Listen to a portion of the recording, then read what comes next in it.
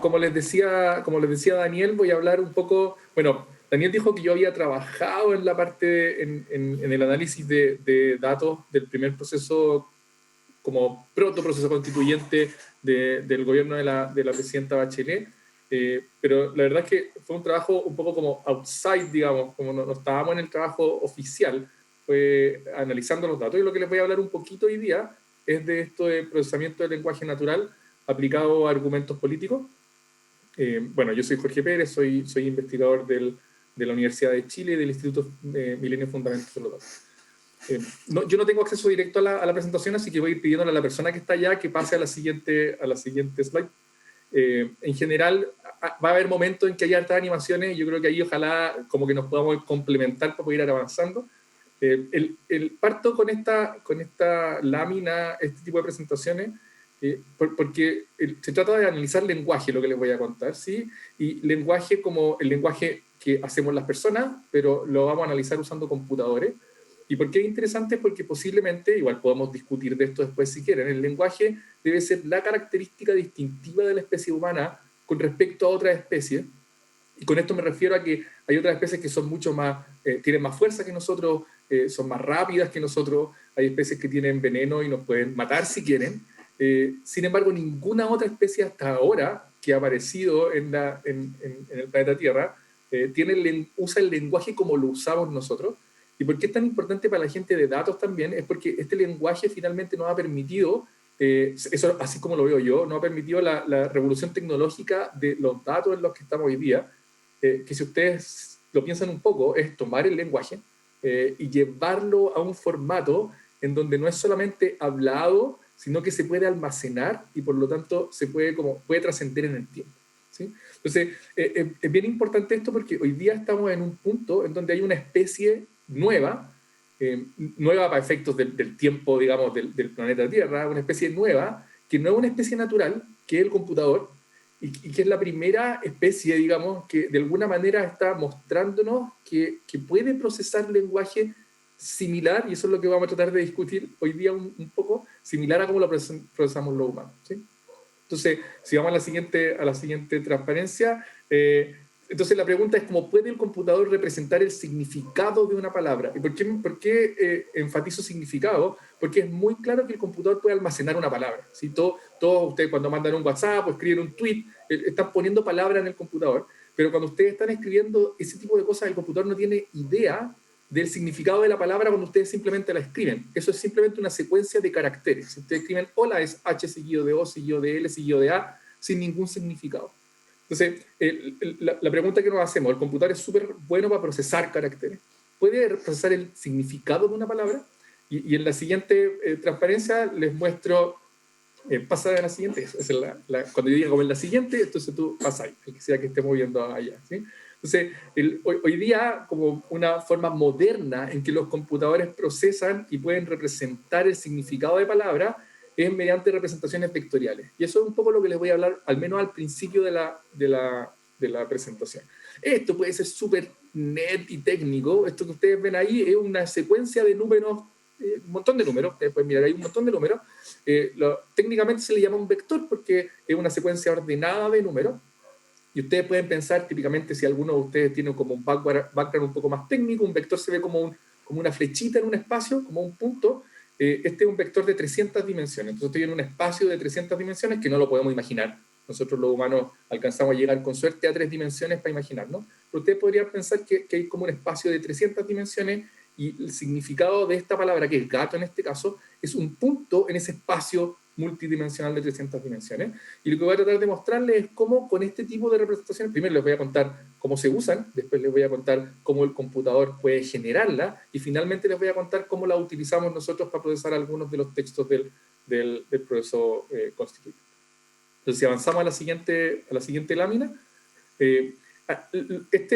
una de las gracias de estas representaciones vectoriales de palabra en el computador, por ahora vamos a suponer, para que todo sea más fácil, que las representaciones son simplemente puntos en 2 dimensiones, ¿sí? Como un plano, y cada palabra ahora, su significado va a estar representado como un punto en este plano. Entonces, si las representaciones están como bien construidas, entonces lo que debería empezar a pasar es que palabras que tengan significados similares se conviertan en puntos que están espacialmente ubicados en ciertas partes del espacio. Entonces, si ustedes ven esta lámina, es una lámina obviamente como de juguete, la hice yo a mano, no es una representación real. Entonces, ustedes ven, la idea es como que en una parte de este plano están los animales, ahí tenemos perro, conejo, canario, gato. En otra parte tenemos los verbos, cantar, saltar. En otra parte las ciudades y los países. De hecho, creo que son solo los países en este caso. En otra parte tenemos los nombres. Y ahí hay una parte interesante donde aparece Violeta, que Violeta está como cerca de los nombres, pero también cerca de los colores. Y eso es lo que no puede representar dos dimensiones. En dos dimensiones como que estáis cerca de un punto o de otro. Pero cuando uno va a dimensiones más altas, uno puede estar al mismo tiempo cerca de los números, perdón, cerca de los colores en algunas dimensiones y al mismo tiempo cerca del nombre en otras dimensiones. Entonces, por eso necesitamos un poquito más que dos dimensiones. Un poquito, 300 es un poquito más para efectos del computador. Un poquito más de dimensiones para representar correctamente el significado de las palabras. Avancemos, por favor. Bueno, si ustedes tienen, después supongo que les van a dar acceso a esta presentación, ustedes podrían pinchar aquí. No lo vamos a pinchar ahora porque nos vamos a desviar un poco, pero para que vean un ejemplo de cómo en la realidad cómo el computador puede representar estas palabras. Lo que quiero mostrarles lo que sigue en la siguiente lámina, que es que pasa algo que es un poquito más interesante, que simplemente se asocian las palabras con significados similares en los mismos sectores de un plano. Lo que empieza a pasar es que la relación entre palabras, que no tienen significados, o sea, posiblemente significados similares, pero la relación más semántica del significado de las palabras se puede llevar a una representación que le llamamos geométrica, como de distancia entre palabras. Entonces, lo que estoy representando aquí de manera muy esquemática es que si ustedes ven en el lado derecho de su pantalla, aparecen ciudades. Si ustedes ven en el lado izquierdo de su pantalla, aparecen nombres de países. Entonces, lo que empieza a pasar con estas representaciones como puntos en el espacio es que la relación entre un país, entre el punto que representa un país y el punto que representa a la capital de ese país, parece ser la misma para todos los países y todas las capitales. ¿Qué significa la misma? Que si yo tiro una línea entre el país y su capital y luego traslado esa línea hacia otro país, lo que voy a encontrar es la misma relación con su propia capital. ¿Por qué esto es tan importante? Y esto es lo que hizo que estas tecnologías empezaron a usarse mucho. ¿Por qué es tan importante? Porque yo puedo transformar operaciones del significado. ¿Qué significa operaciones del significado? Como que yo diga, dado un país, dime cuál es su capital. Lo puedo transformar en una operación que es extremadamente fácil para el computador, que es una operación geométrica de puntos en el espacio. Y no ocurre solo con países y capitales, porque alguien podría decir, pucha, pero es súper fácil. También ocurre, por ejemplo, con conjugaciones de verbos.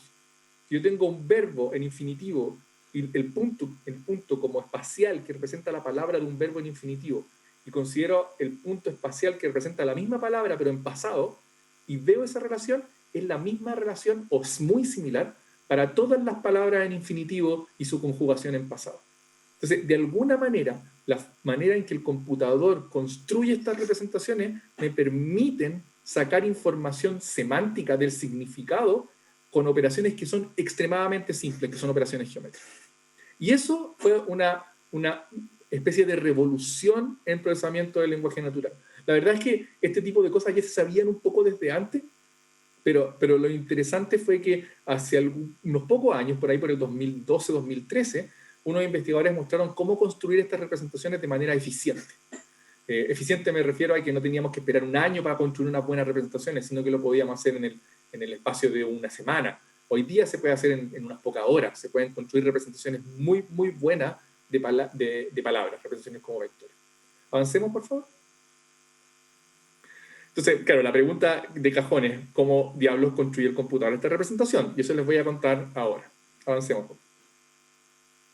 Entonces, la idea es sumamente simple. Yo les voy a dar como unos 30 segundos, aquí un montón de oraciones que les falta una palabra. No sé si Daniel puede jugar conmigo en este caso, pero si ustedes ven, aquí les falta una palabra a cada una de ellas. Dice, intenté dejar la cocina tan como pude. Después dice, María Paz no puede salir sino su habitación. Limpia. Y si te das cuenta, Daniel, yo no te tuve que dar ninguna pista adicional a simplemente ponerte las palabras que están alrededor, y todas las personas que nos están viendo lo miran un rato y dicen limpia, ¿sí? ¿Cómo saben que es limpia la palabra? No tuvieron que pensar más que simplemente tener como adecuarse a lo que simplemente ellos conocen cómo funciona el lenguaje y pudieron poner la palabra ahí. De hecho, todos sabríamos que ahí no puede aparecer la palabra gato, así como intenté dejar la cocina tan gato como pude. ¿Qué quiere decir eso? Que si uno piensa esto como probabilidades, la probabilidad de que la palabra que falta ahí sea limpia es muy alta. Y la probabilidad de que la palabra que falta ahí sea gato es 0. ¿Sí? Entonces, con esta idea, nosotros podemos explotarla con el computador. Y si vamos a la siguiente lámina, no veo qué dice, ahí está, perfecto. Entonces, la idea es súper simple, conocerás a una palabra por la compañía que ella tiene. Y es como dar vuelta un poco el problema, es como decir, el significado de una palabra, realmente lo único que importa para entender el significado de una palabra es en dónde aparece cuando la utilizamos, en cuál es su contexto cuando la utilizamos. Entonces, ¿cuál es la idea? Que es una idea que parece como genial, pero los lingüistas ya la conocían hace bastante tiempo, es lo que vamos a ver en la siguiente lámina. Entonces, la idea general es que vamos a dejar que el computador lea, entre comillas, les voy a decir qué significa leer, cantidades gigantes de texto, escrito muchas veces. Y al computador lo vamos a estar obligando a jugar a este juego que nosotros acabamos de jugar. Lo que vamos a hacer es borrarle una palabra y en vez de decirle qué palabra va ahí, lo que le vamos a decir después de que vea los contextos en el que aparece esa palabra, le vamos a decir, la palabra que estaba ahí era limpia y tú tienes que representar esa palabra a partir de todos los lugares en los que apareció. Y esa va a ser la representación de la palabra. Y lo vamos a obligar a representarla como un punto en el espacio. Entonces, van a hacer dos cosas. Vamos a obligar al computador a representar una palabra a partir del contexto en el que ocurre, y lo vamos a obligar a representarla como un punto en el espacio. Y con eso es todo lo que necesitamos. Y noten que el computador nunca tuvo que saber, nunca le enseñamos qué significa limpiar, nunca le enseñamos qué significa que algo esté limpio. Lo único que demostramos fue mucho texto en donde aparecía la palabra limpia muchas veces. ¿Sí? Se les voy a dar un poquito más de detalles de cómo lo hacemos. Si seguimos, el proceso más simple para que el computador, o sea, más simple, que es como el que funciona eficientemente hoy día, para que el computador aprenda estas cosas, es mediante redes neuronales artificiales, y les voy a hacer una súper introducción muy rápida de 5 minutos de qué es lo que son las redes neuronales artificiales, y que igual es interesante dado este panel, porque es la técnica de inteligencia artificial que mejores resultados está dando hoy día. Entonces, avancemos a la siguiente slide. Esa es una neurona común y corriente, como las que tenemos todos en nuestro cerebro, animal, una neurona animal. Si vamos a la siguiente, les voy a mostrar cómo lo representamos en el computador de una manera súper simple. Esto es como una unidad de computación que tiene varias entradas y una única salida. Si avanzamos, vamos a ver que cada una de estas entradas está ponderada por un peso, y la salida es una cuestión muy simple. Es simplemente, si avanzamos, es la multiplicación de cada uno de los pesos que vendrían a representar como el ancho de estas como dendritas de la neurona, multiplicada por cada una de las entradas y sumadas. Entonces, este es como modelo muy simplificado de neurona artificial. Lo único que necesita son sumas y multiplicaciones. De hecho, es así de simple. Lo que va a ser extremo es que vamos a tener demasiadas de estas sumas y multiplicaciones en el computador, y como el computador las puede hacer muy rápido, vamos a poder procesar muchas de estas neuronas muy rápido. Avancemos a la siguiente. De hecho, avanza dos pasos, por favor. Era un ejemplo simplemente, pero lo que es interesante realmente es que una red neuronal artificial es una red, sí, pero como lo digo de una manera más simple, es un conjunto de estas neuronas en donde las salidas de unas neuronas son entregadas como entradas a las siguientes neuronas, ¿sí? Entonces, si ustedes se dan cuenta, aquí tengo 5 neuronas. Hay 3 neuronas que son como las iniciales, y las salidas de esas 3 neuronas se entregan como entradas a las siguientes 2 neuronas, y esas 2 neuronas entregan una salida. Esta es una red neuronal artificial, es su primera red neuronal artificial, si es que no la habían visto nunca, y ustedes pueden imaginarse que en el computador yo podría tener miles de millones de estas neuronas conectadas con muchísimas conexiones y hacer una red neuronal artificial gigantesca.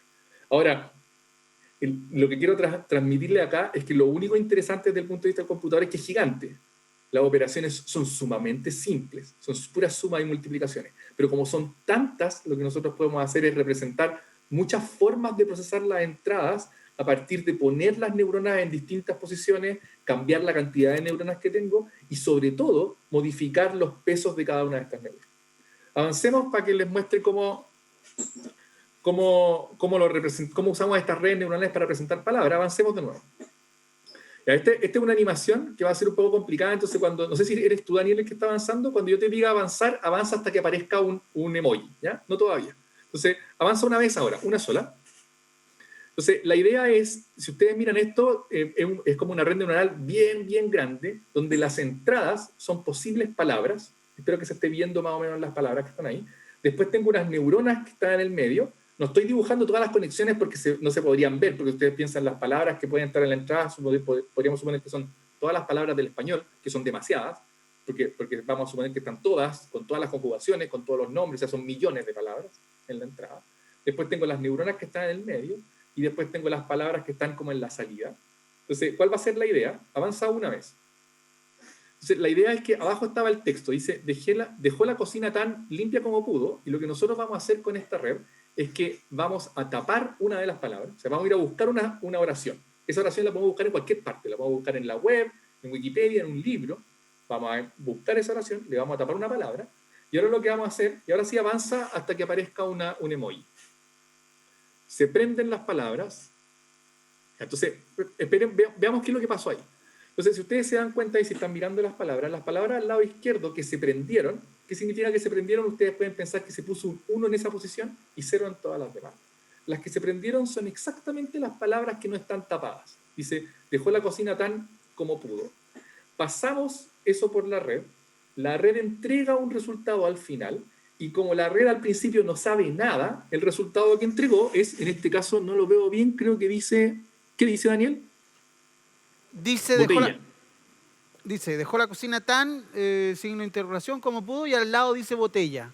Botella, ya. Entonces, inicialmente la red no sabe nada, entonces nos va a responder una palabra al azar. En este caso nos dijo botella. Entonces, lo que dice es como dejó la cocina tan botella como pudo, y el emoji de enojo quiere decir que nosotros que estamos mirando a la red, le vamos a decir a la red, te equivocaste, esto está mal, nunca más me digas botella si yo te pregunto por esto. ¿Qué significa eso? Que la red va a tener que modificar sus conexiones de tal manera de nunca más decir botella. Avanza una vez más. Sigue, gato. Entonces, nota que nos dijo gato, de nuevo está mal, dejó la cocina tan gato como pudo, es un error. Y lo que le vamos a decir a la red es modifica tus pesos. Cuando le decimos a la red es como nosotros vamos a modificar los pesos de tal manera de que nunca más nos diga gato. Avanza una vez más. De pronto nos va a decir limpia. Y ahí vamos a decir bien. Eso era exactamente lo que tenías que decir, red. Y le vamos a reforzar eso. Le vamos a decir, esa es una buena respuesta. ¿Qué quiere decir eso? Que modificamos las neuronas y las conexiones de tal manera de que las entradas me den exactamente la palabra que yo esperaba. Avanza de nuevo hasta el siguiente emoji. Si me dice ordenada, también en algún momento la voy a premiar. ¿Por qué? Porque lo más probable es que si yo estoy usando demasiado texto, en alguna parte del texto voy a encontrar dejó la cocina tan ordenada como pudo. ¿Y qué significa eso? Que la red va a empezar a aprender de a poco que ordenada y limpia de alguna manera están relacionados. ¿Sí? Y eso es algo que nosotros también entendemos como humanos. No sabemos, uno podría especificar un montón de razones por qué están relacionadas, pero aquí van a estar simplemente relacionadas porque nosotros las premiamos, porque la red dijo la misma palabra en el mismo contexto. Avancemos de nuevo. Ya, hasta aquí. Entonces, atrás, ¿sí? Entonces, la idea crucial va a ser que vamos a repetir esto millones, de hecho, miles de millones de veces. ¿Qué significa repetirlo miles de millones de veces? Que vamos a buscar textos, vamos a tapar palabras, vamos a pasarlos. Si la red se equivoca, nos vamos a enojar y vamos a cambiar sus conexiones. Si la red dice bien, vamos a ponernos contentos y vamos a reforzar sus conexiones. Y así vamos a avanzar y vamos a avanzar y vamos a avanzar. De esta forma, es bien interesante que ustedes empiecen a notar que cuando uno entrena esto se llama entrenamiento, ¿sí? Cuando entrena un computador para que entienda las palabras, realmente no le está enseñando nada de qué significan las palabras. Y por eso aparecen estos errores catastróficos que nos mencionaban en las presentaciones anteriores, porque realmente el computador no sabe lo que es limpia. está generando una representación que de alguna manera me sirve para resolver algunos problemas, pero nunca vas a ver lo que es limpia si lo entrenamos de esta forma. De hecho, si avanzamos a la siguiente parte, les mentí un poquito porque realmente en general lo que se hace es al revés, pero es un poco más difícil de creer que va a funcionar. Lo que se hace es tomar un texto y tapar todas las otras palabras y dejar solo una palabra libre. Y lo que le pedimos a la red es que no avanza hasta que aparezcan los emojis en el lado izquierdo. Lo que pedimos a la red es que desde la palabra que nosotros le dimos, trate de predecir cuáles son unas palabras muy probables que aparecen alrededor. ¿Sí? De hecho, esa es la forma más eficiente, la otra es la forma más natural, pero esta es la forma más eficiente de generar representaciones para palabras. Avanza, por favor. Entonces, noten que atrás. Noten que finalmente desde una palabra lo que nosotros hacemos es prender algunas neuronas. Entonces, la representación que el computador va a usar para la palabra van a ser los valores que llegaron a esas neuronas del medio. ¿Qué significa eso? Que ahora para cada palabra vamos a tener un vector de neuronas, pero esas neuronas son simplemente números, entonces va a ser un vector de números que representa la palabra. ¿Avanza, Daniel, por favor? O quien sea que me esté ayudando. Entonces, claro, bacán que nosotros podamos representar palabras, pero nos gustaría representar oraciones. ¿Sí? Entonces, y esto es lo que volvió loco a los lingüistas, porque después de que yo represento palabras, si yo simplemente tomo cada una de las representaciones de las palabras y las sumo, y avanza en la slide, por favor, y obtengo el siguiente vector, que es simplemente la suma de los vectores de cada una de las palabras, ese vector es una muy buena representación del significado de la oración completa. ¿Por qué digo que esto volvió un poco loco a los lingüistas? Porque nadie podría creer que las personas cuando se comunican lo que hacen es como tomar todas las palabras, mezclarlas y mandarles como ese significado de las cosas mezcladas. De hecho, todos entendemos que el orden es importante. Sí, pero módulo ese tipo de cosas, esta es una muy buena representación. Avanza, por favor, Daniel. Entonces, esto que les acabo de contar es lo que se llaman word embedding, que son representaciones vectoriales de palabras. Típicamente hay muchos de ellos hechos para el inglés o para idiomas, digamos, como el inglés y el chino en general, son como los que más tienen de esto. Pero nosotros en la Universidad de Chile construimos vectores de palabras para vocabularios gigantescos del español, usando corpus gigantes de la web también, con billones de palabras que metimos dentro de un computador para poder representar, no sé, 1.800.000 palabras del español. Y ustedes pueden ir y descargarlo, los que sean más techie, digamos, y quieran usarlo. Los que no son tan techie igual pueden ir y mirar de qué se trata esto. Hay un par de tutoriales. Y los computamos por ahí por el 2016, específicamente ¿para qué? Para ser capaces de analizar los textos de la Constitución. Eso es lo que vamos a ver ahora. Avanza, por favor. Entonces, con esto hicimos un artículo de investigación. De hecho, se llama, está en inglés, pero lo que hicimos fue presentar el conjunto de datos, que era muy interesante, que son textos escritos por personas de qué cosas deberían aparecer en la Constitución. Y lo que hicimos fue hacer un análisis, y en particular lo más importante que hicimos fue lo siguiente. El gobierno en ese momento se gastó una cantidad de plata gigantesca analizando estos textos, y a partir de que analizaron esos textos, nosotros no solo pudimos representar las palabras, sino que además pudimos tener datos para entrenar otro tipo de procedimientos que podían ayudarnos a automatizar parte de ese proceso. ¿Por qué esto es importante? Porque si bien se gastó como mucho dinero en procesar más de 200.000 argumentos políticos, nosotros queremos que hayan, o sea, un buen problema es que haya mucha más gente que esté participando, pero si cada vez que viene más gente tú tienes que gastar más y más plata, entonces obviamente los gobiernos no van a querer hacer esto de esa forma de nuevo. Entonces la idea es aprender desde el proceso, construir piezas de software que nos ayuden, no automatizar completamente el proceso, no queremos que los humanos salgan de la ecuación, lo que queremos es ayudarle a los humanos a poder procesar el texto un poquito más rápido. ¿Sí? Avancemos a ver si les alcanzo a contar del proyecto. Entonces, me van a disculpar que de ahora en adelante, por lo menos un par de transparencias, de slides, van a estar en inglés porque esto lo presenté en una conferencia internacional, pero es bastante simple, la verdad. Yo creo que el inglés es como muy entendible. Entonces, este es simplemente como una descripción de cómo se veía el conjunto de datos. A todos los que participaron del proceso de los encuentros locales autoconvocados deberían entender un poquito de esto. Lo que hacían era poner a las personas a discutir acerca de 4 tópicos, habían derechos, deberes, instituciones y valores. Además, el gobierno propuso 114 conceptos constitucionales. Entonces, la idea que lo que tenían que hacer las personas era tomar un concepto constitucional y discutir acerca de él y decir si era importante o no que estuviera dentro de la Constitución.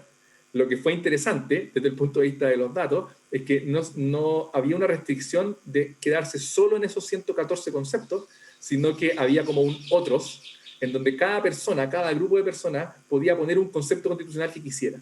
Entonces, de los 114, en los datos reales pasamos a más de 11.000 conceptos abiertos, y ahí es donde la cuestión explotó. El gobierno estaba preparado para analizar 114 conceptos, no estaba preparado para analizar 11.000 conceptos distintos. ¿Sí?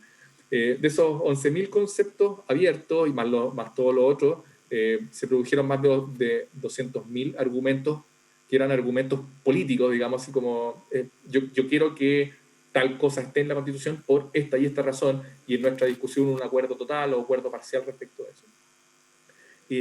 Perdí la pantalla, pero supongo que ustedes la están viendo. Habían, creo que más de 4 millones de palabras.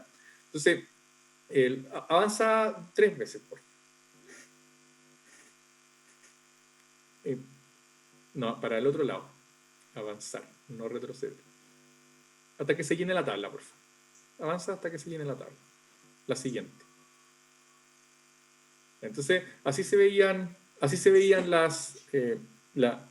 como el formulario. Entonces, ustedes se dan cuenta, ahí dice como concepto constitucional, dice derecho a un salario justo, y el argumento era porque ese era un concepto importante que debería estar en la Constitución.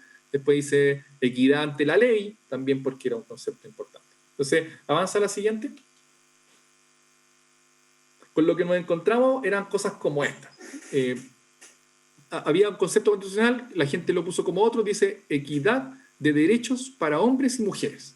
Y después un argumento respecto de eso. Entonces, si avanzamos, si bien este es un concepto abierto, el gobierno había puesto un concepto que se llamaba equidad de género.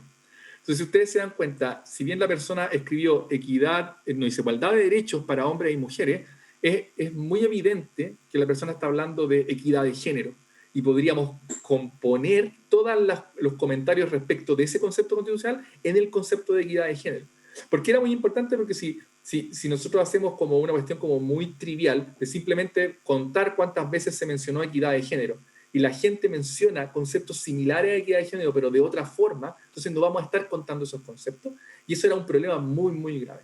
Entonces, ¿cuál es la idea? Si avanzamos, la idea es tratar de clasificar, y esa fue la primera tarea que tratamos de resolver, tratar de clasificar estos 11.000 conceptos abiertos en conceptos que son, digamos, cerrados, conceptos cerrados dentro de los 114 conceptos que tenía el gobierno. Si nosotros hacemos eso eficientemente, noten que eso simplificaría mucho el problema, porque ahora sí podría contar, sí podría simplemente decir cuántas veces se mencionó equidad de género, porque ya mapeé todos los que son equidad de género que se mencionan de otra forma. Cualquier persona que trabaje con texto en el computador entiende que este es un problema ultra difícil. Una persona que no tiene mucha experiencia dice, pero es súper fácil, pues, cuando dice hombre, mujer y cosas así. Pero usted, de hecho, los 11.000 conceptos abiertos vienen de que la gente, los humanos, podemos escribir lo mismo de miles de millones de formas distintas. ¿Sí?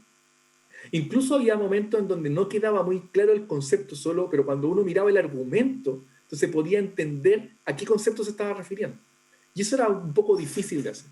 Lo primero que les tengo que decir es que esto lo hicieron manualmente. Las personas que estuvieron a cargo de esto contrataron como, no sé, a 200 personas que estuvieron trabajando por 2 meses simplemente haciendo esto de manera manual. Y la gracia es que una vez que lo hicieron de manera manual, nosotros podemos usar esos datos para entrenar lo que hoy día se llaman algoritmos de inteligencia artificial. En ese momento inteligencia artificial no estaba tan de moda, estamos hablando del 2016. Entonces, si no, posiblemente en el título hubiéramos puesto algo como AI-based model for constitutions, ¿sí? Pero estábamos usando inteligencia artificial antes de que fuera como estuviera tan de moda para efectos de procesar texto en este caso. Avancemos, por favor. Entonces, simplemente para mostrarles cómo lo hicimos, usamos un proceso similar. Nosotros teníamos este texto que dice, aquí hay un argumento para el derecho a un salario justo. Entonces, lo que hicimos fue borrar el derecho a salario justo, si avanzas, y lo que entrenamos a un modelo de red neuronal también, avanza de nuevo, para que nosotros sabemos que es derecho a salario justo, pero hay 114 conceptos abiertos. Bueno, en este caso eran 44 por efecto de los derechos. Y como nosotros sabíamos, lo que teníamos que entrenar era una máquina que trataba de predecir cuál era, a partir de que nosotros ya sabíamos cuál era. ¿Por qué eso es interesante? Porque después le podíamos mostrar otros textos y la máquina podría aprender a clasificarlos también. Avancemos, por favor. Avanza, no. Entonces, esta es una cuestión un poco técnica, pero solo para mostrarle aquí los resultados que tuvimos. En ese año, y con las técnicas que usamos, que hoy día están un poco obsoletas, digamos, o sea, el área de inteligencia artificial avanza demasiado rápido, entonces lo que usamos en el 2016 no es lo que da mejores resultados hoy día, pero en ese momento tuvimos estos resultados. ¿Cómo se lee esto? Si ustedes van a la última columna, lo que dice es que, por ejemplo, el que dice 96%, que es el más alto, el de los derechos, no, perdón, de los deberes, de los deberes. Entonces, lo que dice es que cuando la máquina tenía que decidir a qué concepto correspondía a un concepto abierto, en el 96% de los casos, el concepto real estaba dentro de los top 5 que la máquina decía. La máquina lo que dice es como, yo creo que estos pueden ser. Entonces, si nosotros miramos el top 5, en el 96% de los casos, entre los 5 primeros está uno de los conceptos que queremos que era el real, ¿sí? Porque esto es interesante verlo de esta forma, porque lo que nosotros queremos no es reemplazar a una persona, lo que queremos es ayudarle a la persona a resolver esta tarea. No queremos que un computador simplemente esté decidiendo cuáles son las opiniones, o cualquier máquina esté decidiendo cuáles son las opiniones importantes de las personas, ¿sí? Lo que queremos es ayudar a que el proceso no sea tan tedioso. Entonces ustedes podrían pensar aquí como una aplicación en donde hay una persona que está revisando los conceptos, pero un computador le está ayudando. Se le está diciendo, mira, yo creo que estos son los conceptos que corresponden. O sea, la persona podría simplemente chequear y decir, sí, esto es lo que creo. O decir, ¿sabes qué, computador? No creo que ninguno de estos esté acá. Y lo que podría ir haciendo es como ayudándole a hacerlo mejor, ¿sí? En un proceso iterativo. Avancemos, Daniel, por favor. Voy a pasar muy rápido por esta parte. Lo otro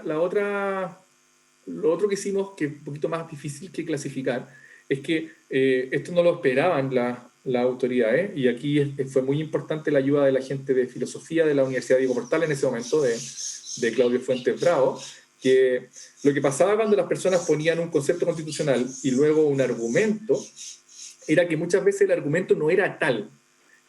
A veces era un argumento que decía por qué yo considero que esto debiese estar en la Constitución, pero finalmente lo que empezaba a pasar es que muchas veces había una valoración, otras veces había algo que era como un hecho. ¿Qué significa un hecho? Que simplemente decían como, no sé, como, por ejemplo, ahí sale, dice, aborto es asesinato, supongamos, ¿sí? Entonces, noten que ahí pareciera ser un hecho, yo estoy definiendo algo, ¿sí? Valor o policies. El policies es el más interesante, dice, gay marriage should be legal in Chile, como yo estoy proponiendo algo. Entonces hay una diferencia entre proponer algo, entre establecer que algo es un derecho y entre valorar algo. Y eso era bien importante, pero cuando uno encuentra como propuestas, uno puede separar y decir, ya, aquí están las propuestas. Después uno puede decir, esto es lo que piensan acerca de un concepto. Y aquí es como cómo lo valoran, si lo encuentran bien o lo encuentran mal, ¿sí? O sea, ese es como un primer paso también para poder analizar los textos. Avancemos, Daniel. Bueno, también hicimos otras cosas, esto es un poco técnico, así que avancemos un poco más hacia el final de la presentación ya. Bueno, entonces todo esto está como vinculado a personas que estaban como... que discutieron, como es muy interesante, ¿no? Como que la gente discutió y logró acuerdos, y uno veía cuando si uno se ponía a leer anecdóticamente los comentarios, era como muy interesante que la gente como, era como muy razonable, digamos, no estaban... Disculpa, Daniel, tal vez me pasé un poco ya, ¿o no? Yo pensaba que hasta las 2:30, si estoy atrasado... No te preocupes, terminemos. Ya, perfecto.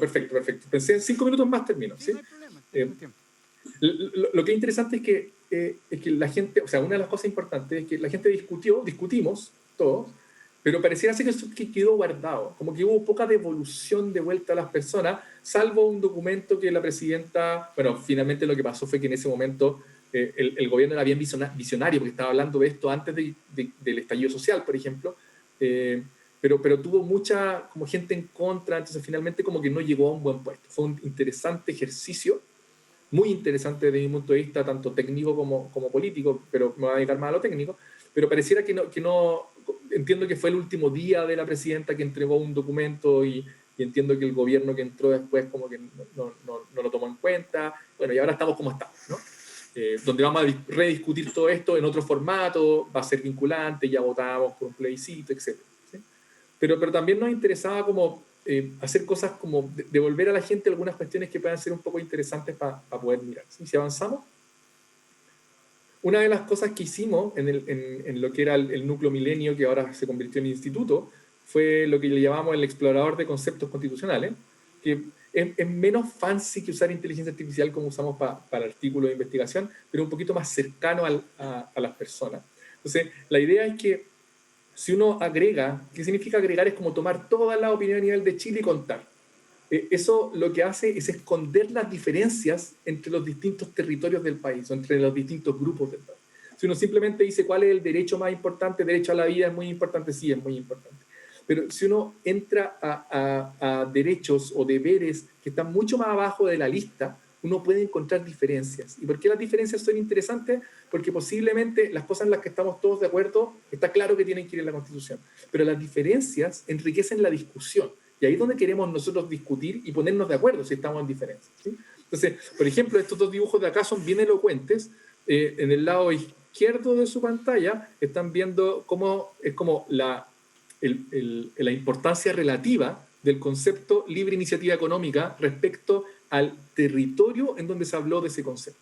Entonces, inmediatamente vemos que el sector oriente se prende. ¿Qué significa eso? Estas no son técnicas de inteligencia artificial, son simplemente técnicas de conteo un poco más inteligente, pero ahí es relativamente mucho más importante que en otros sectores. Si uno ve cosas como derecho a sindicalizarse, se da vuelta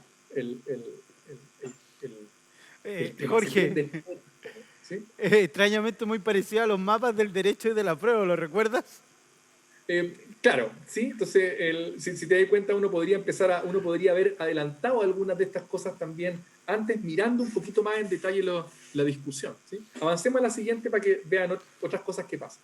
Entonces, si uno ve descentralización, de hecho, y eso es muy importante porque la mayor parte de los encuentros locales autoconvocados fueron en Santiago. Entonces, si uno simplemente cuenta a nivel nacional, lo que diga Santiago es lo importante. Si uno simplemente cuenta. Pero si uno desagrega a nivel territorial, pasan estas cosas. Descentralización es como en Santiago. ¿Vamos a la siguiente? Así se ve descentralización fuera de Santiago. O sea, la importancia relativa de la descentralización es mucho mayor fuera de Santiago. Lo que uno podría decir como, pero obvio, ¿sí? Sí, es obvio, pero si tú simplemente cuentas cuántas veces apareció descentralización, va a ser muy bajo. Entonces, por eso es muy importante ver las diferencias. Avancemos a una más. Después uno puede empezar a hacer cosas un poquito más interesantes, como ya, ok, se puede emprender en distintos lugares, pero podríamos empezar a categorizar distintos grupos de comuna a partir de qué tan similares son las opiniones dentro de cada uno. Y un ejercicio súper simple nos da estos grupos. Y si uno mira un poquito, y aquí está lo que decía Daniel, está un poco pequeño en mi vista, pero si lo ponen en pantalla completa yo creo que sería más fácil de ver. Sí. Vitacura Las Condes Los Barnechea está en un propio por ejemplo, cuadrado. Vitacura Las Condes los Barnechea hablan esencialmente de lo mismo. Después tenemos otras cosas como, no sé, Macul, La Reina, Peñalolén, Santiago, Providencia, Ñuñoa. Es como, ya sabemos a qué parte corresponde eso. Y después tenemos otros lugares, ¿sí? Entonces, para nosotros es un ejercicio de datos, pero recuerdo cuando se lo mostré a un colega de ciencias políticas, dijo, esto define esencialmente los distritos de votación, con algunas cosas, ¿sí? Entonces, claro, es como que podía extraer los distritos a partir de las opiniones de texto que la gente hizo cuando discutió acerca de lo que debería ir dentro de una constitución. Entonces, hay como harta riqueza en estos datos. Posiblemente es una cuestión como muy evidente, alguien me podría decir, pero es obvio que en esa comuna van a hablar de lo mismo. Sí, pero en este caso no es algo que yo estoy como asumiendo, no una hipótesis, algo Jorge, que estoy extrayendo desde los datos. Jorge, y recordar que eso fue más de un año antes del plebiscito. Fue el 2016, Daniel. Claro, fue harto tiempo y después de 4 años se sigue manejando más o menos los mismos mapas. Sí. Avancemos y yo creo que con esto vamos a estar terminando. Ah, Eso mira. fue el 2020. ¿Qué pasa el 2020? El 2020 tenemos, de hecho, desde el punto de vista como técnico, el 2020 tenemos hartas más técnicas, mucho más ricas. En este caso, el año 2019 fue una revolución para el procesamiento del lenguaje natural por computadores. Revolución, así como muchas de las cosas que nosotros creíamos que iban a ser imposibles de hacer. No estoy diciendo que los computadores sean inteligentes ahora y puedan entender totalmente el texto, pero avanzamos muchísimo. ¿Sí? Entonces, uno de los avances más grandes es este modelo que se llama BERT, Bidirectional Encoder Representation from Transformer. Podría ser una representación completamente de eso, pero lo único importante es lo que viene en la siguiente slide, que es que nosotros en la Universidad de Chile generamos un modelo BERT en español. No lo hemos testeado todavía para argumentos políticos, porque ahora ya no hay como argumentos políticos nuevos, no como que la discusión se cambió a otro formato, pero uno podría usar este tipo de técnicas de inteligencia artificial, que ahora se llaman técnicas de inteligencia artificial, para procesar textos también. Avancemos y yo creo que ahora estamos en el final. Entonces la pregunta que yo creo que se podría hacer uno es como cómo podemos aplicar lo que aprendimos en el 2016 en las discusiones post 18 de octubre de 2019, y pueden los sistemas automáticos, en este caso de procesamiento de lenguaje natural, inteligencia artificial, ayudar a enriquecer la discusión constitucional. No reemplazar a las personas, sino que ayudar a enriquecer cómo discutir. Sí, y esto termina mi presentación.